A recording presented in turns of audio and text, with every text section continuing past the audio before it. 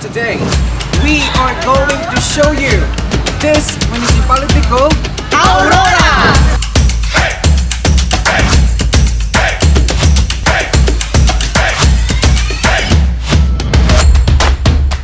When you heard the word Aurora, everybody says Guapa. Guapa! Probably heard Guapa here in Aurora, but it's not only that. It's about history. The name Aurora pays tribute to the First Lady of the Republic of the Philippines in the person of Doña Aurora Aragon Quezon in time of the administration of President Manuel L. Quezon. Guapa is not just about the people, but it's also about the Nature! If you think of panoramic views, choose Aurora.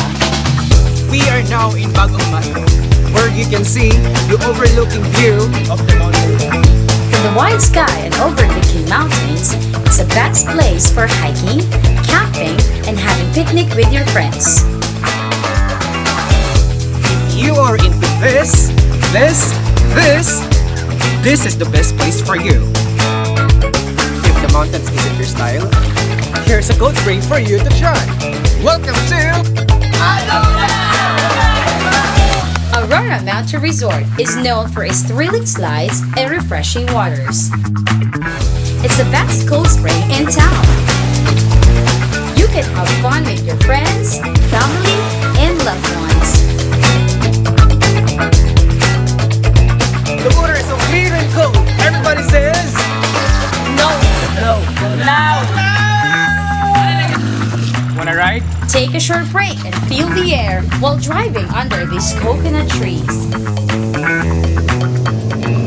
Enjoy the view of the sea horizon. Pack your things up and have fun in Aurora.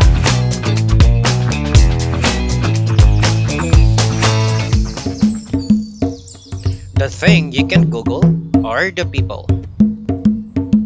Auroranians are very hardworking. Vendors who always wear a smile. Friendly tricycle drivers. Playful children. And friendly locals.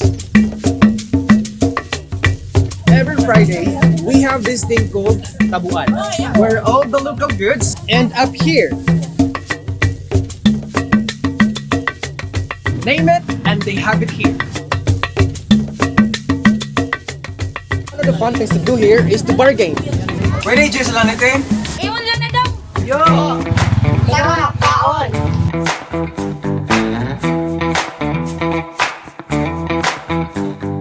One thing's for sure, we love food. Aurora has so many things to offer. Fresh seafoods from Ibu and different native delicacies such as tagata, banana chips, turon, biko, piñato, And many other local foods inside. budget-friendly burgers, street foods, and try the best pizza in town. Milk tea and coffee shops, roasted chickens, and try the Tukara special bulalo. And when the night comes, Enjoy the Christmas lights as symbols while eating your favorite street foods.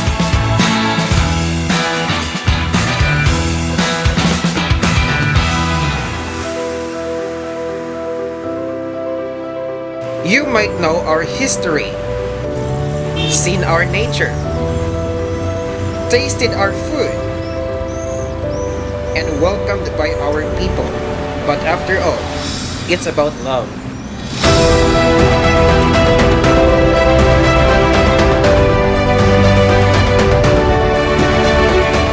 We love our history and preserve it.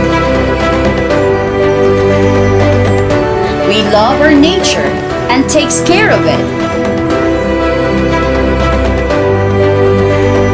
We love our food because it's tasty.